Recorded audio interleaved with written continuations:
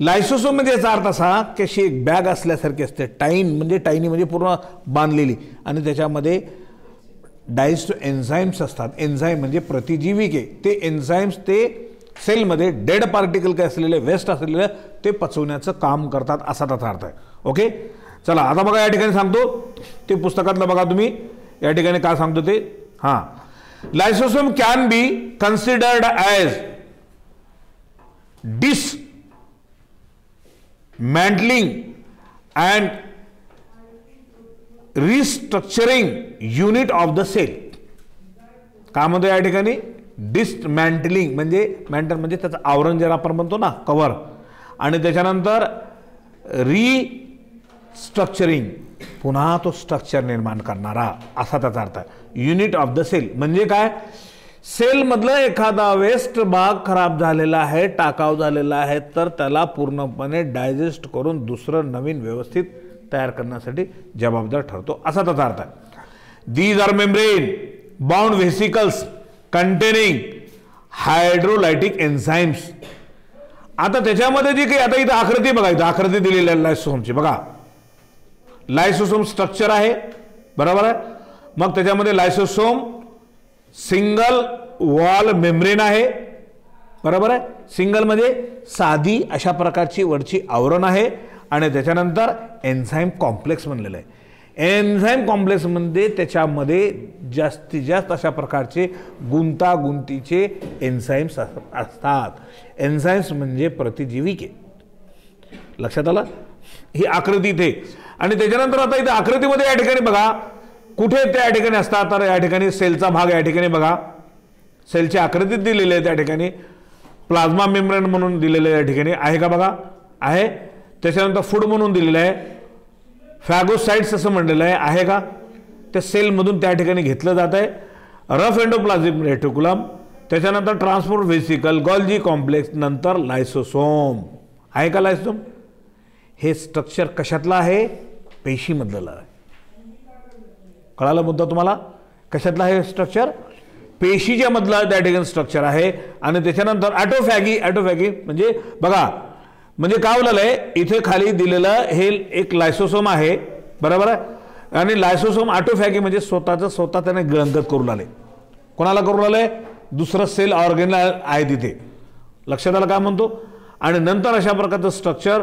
आणि नंतर इथं बघा या ठिकाणी पुढे असणारा भाग फूड व्हॅक्युअल्स बरोबर. फूड व्हॅक्युअल्स फूडची असणारे फूड कंटेनिंग पोकळी, त्याच्यामध्ये अन्न असतो असा त्याचा अर्थ आहे. ओके, चला त्याच्यानंतर आता बघा या ठिकाणी आता मी या ठिकाणी व्यवस्थित तुम्हाला या ठिकाणी सांगतो. हां, the enzymes in lysosome are used by most eukaryotic cell to digest hydrolyze macromolecule. काय म्हणते या ठिकाणी मॅक्रोमॉलिक्यूल. मायक्रो म्हणजे कशाला म्हणायचो, मायक्रो म्हणजे सूक्ष्म, असे सूक्ष्म डोळ्याला दिसणार नाहीत. मॅक्रो म्हणजे मोठे. लक्षात आलं काय म्हणतो. मायक्रो आणि मॅक्रोचा अर्थ लक्षात घ्या. स्पेलिंग फक्त मायक्रोमध्ये आय आहे, MICRO मायक्रो, आणि मॅक्रो MACRO मॅक्रो. कळालं त्या ठिकाणी. म्हणजे आता मायक्रो म्हणजे किती, म्हणजे मायक्रो म्हणजे छोटा, म्हणजे एवढा छोटा की डोळ्याला दिसणार नाही, आणि मॅक्रो म्हणजे मोठा. एवढं लक्षात घ्या, बस झालं तुम्हाला. आणि म्हणून इथं या ठिकाणी काय म्हणतंय, या ठिकाणी असं म्हणतं त्या ठिकाणी the enzyme in lysosome are used by most eukaryotic cell digest the hydrolyse macromolecule. Macro म्हणजे मोठे मॉलिक्यूल ज्याच्यामध्ये म्हणजे सेलमध्ये ते तयार झालेले आहेत, तर त्यांना काय करतं, ते पचवतं. लक्षात आलं काय म्हणतो. जसं आपण अन्न घेतल्यानंतर अन्न बारीक बारीक बारीक चावून नंतर आपण काय करतो, गिळंकत करतो. गिळंकत केल्यानंतर काय करतो आपण, त्या अन्नाला काय करतो आपण, पचवतो. राईट, असा त्याचा अर्थ. त्याच्यानंतर पुढे बघा, the lysosomal enzyme shows optimal activity in acidic pH. आता ॲसिडिक pH म्हणजे आता तुम्हाला मी सांगतो कोणतंही द्रावण 3 रूपामध्ये असतं. केमिस्ट्रीच्या स्वरूपामध्ये सांगतो. द्रावण म्हणजे द्रावण समझ में आता ना, उर्दू के बच्चों को नहीं समझ में आता। द्रावण यानी पतली चीज, समझ में आएगा, पानी की जैसे पतली चीज। तो एक तो नंबर एक वो जो द्रावण है, वो जो लिक्विड है, एक तो एसिडिक रहेगा ना तो बेसिक रहेगा, या दोनों भी नहीं रहा तो न्यूट्रल रहेगा। न्यूट्रल इसका मतलब, न्यूट्रल कोणाला म्हणायचं? वॉटर, बिलकुल करेक्ट आहे। न्यूट्रल म्हणजे पाणी। लक्षात आलं काय म्हणतो? असा त्याचा अर्थ। हे लक्षात घ्या, आता हे मी आता याचा खूप मोठा इतिहास आहे केमिस्ट्रीमध्ये, आता मी काही ते सांगत बसत नाही, त्याच्यात गेलं तर एकदम वेळ जास्त जातो आपला, त्याच्यामुळे ते काही फक्त एवढंच लक्षात ठेवा तुमच्या गरजेपुरता। पुढे lysosomal enzyme shows optimal activity in acidic pH. Lysosome arise from Golgi associated endoplasmic reticulum. लायसोसोमची उत्पत्ती कुठून होते? गॉल्जी ॲपेरेटस त्याला लागून असलेलं एंडोप्लाझ्मिक रेटिक्युलम कडून। कळाला मुद्दा तुम्हाला? लायसोसोमची कुठली निर्मिती होते ते सांगितलं ते। त्याच्यानंतर पुढे बघा, the list of lysosomal enzyme includes, lysosomal एन्झाईमची list, all types of hydrolases, for example amylase, protease, lipase, बरोबर आहे, हे एन्झाईमचे नावे आहेत। आता हे तुम्हाला शब्द जर वाटत असले या ठिकाणी लक्षात घ्या, कोणत्याही शब्दाच्या पाठीमागे ASE जर आलं की ते समजायचं ते काय आहे? एन्झाईम्स आहे, बरोबर आहे। आता इथं जे दिलेले नाव आहेत, काय दिलेलं आहे? अमायलेज आहे का बघा? ASE आहे का नाही तिथं? आहे का बघा तिथे पाठीमागे? दिसते का? आहे का अमायलेज? त्याच्यानंतर प्रोटीजेस ASE, पुन्हा नंतर जर यस आला असेल तर तो अनेक वचनी आहे, बरोबर आहे का तिथे शब्द शेवटी? त्याच्यानंतर लायपेज आहे ना, हां बघा लक्ष द्या, ते सगळे एन्झाईम्स आहेत असा त्याचा अर्थ आहे। दीज एन्झाईम्स आर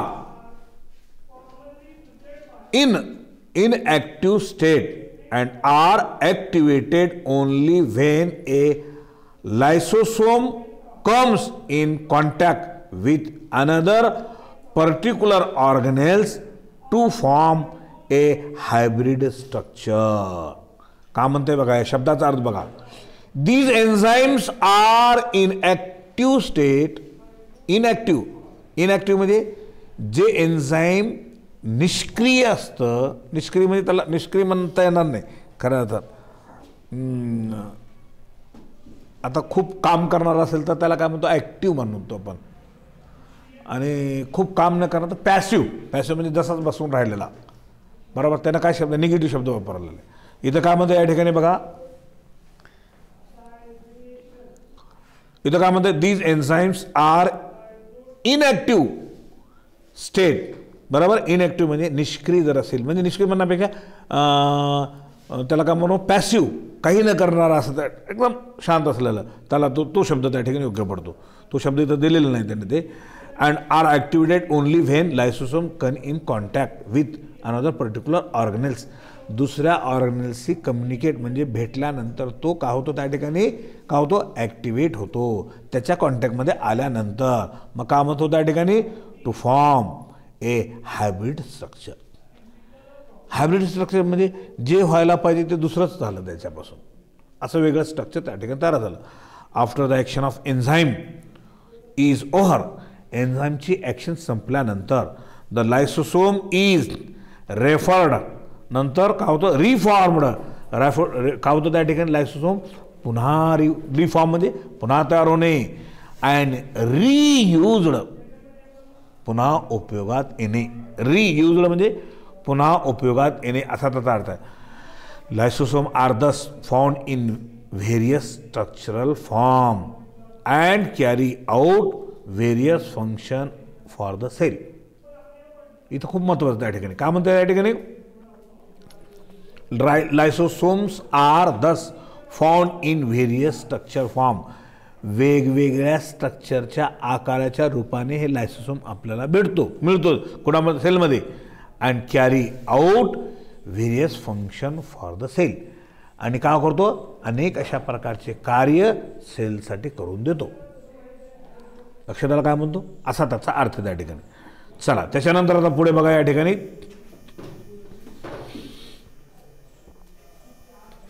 म्हणून लायसोसोम R polymorphic in nature. Polymorphic म्हणजे त्याचं स्वरूप वेगवेगळ्या प्रकारचं आहे. आता मी एक प्रकारे त्या ठिकाणी टायनी बॅग असं दाखवलेलं आहे. टायनी बॅग जरी असली तर त्याच्यामध्ये त्याचे स्वरूप त्याचे काही आहेत, तर त्याचं रचना गोलाकार असेल, स्पेरिकल असेल, ट्रायंग्युलर असेल, आणखीन वेगवेगळ्या प्रकारचं त्या ठिकाणी स्वरूप असू शकेल असा त्याचा अर्थ आहे. पुढे बघा, हां स्वरूप बोलो तो उसकी दिखने वाली हालत, उसकी दिखने वाली शनाख्त जिसको बोलेंगे, बराबर है. अभी मिसाल के तौर पे ये इसका ऐसा स्वरूप कैसा है, कैसा है बोलेंगे तो आप बोलेंगे सर ये दिखने में थोड़ा सा चपटा है, बराबर है क्या, और इधर से थोड़ा सा लंबा है, साइड से भी है, और उसके सामने बाजू को इधर बाजू से कोई रबर नहीं है, इसका स्पंज नहीं है, इधर पीछे बाजू की इधर स्पंज है.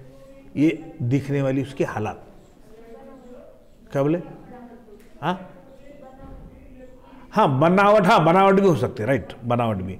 तो कैसी बनेगी स्वरूप, तुम्हाला तर सांगायची काही गरज नाही, स्वरूप तर लक्षात येतं ना. हां बस कसं दिसतं ते, बरोबर आहे की नाही असं. आणि तिनं काय म्हणली, ती बनावट म्हणली, तुम्हाला कळलं बी नसेल. बनावट म्हणजे तेच आहे, कसं तयार झालेलं आहे ते, कसं आहे त्याचं स्वरूप असा त्याचा. ओके चला, ऐसा पूछते चलो, जो नहीं समझ में आना. मराठी के अल्फाज उर्दू के बच्चों को समझते हैं बहुत सारे, मगर कुछ कुछ अल्फाज की वजह से रुक के बैठ जाते हैं. वो नहीं समझ में आ गया तो उनको आगे समझ में नहीं आता. तो ऐसा पूछो, क्योंकि मैं 2 लैंग्वेज में एट ए टाइम नहीं कर सकता ना ट्रांसलेशन. अंग्रेजी का ट्रांसलेशन में मराठी में ही कर सकता हूँ, बराबर है, बराबर. जो अल्फाज नहीं आ रहा तो वो पूछना है, सो मालूम तो उसमें क्या प्रॉब्लम. हाँ चलो कोई बात नहीं, अच्छी बात है.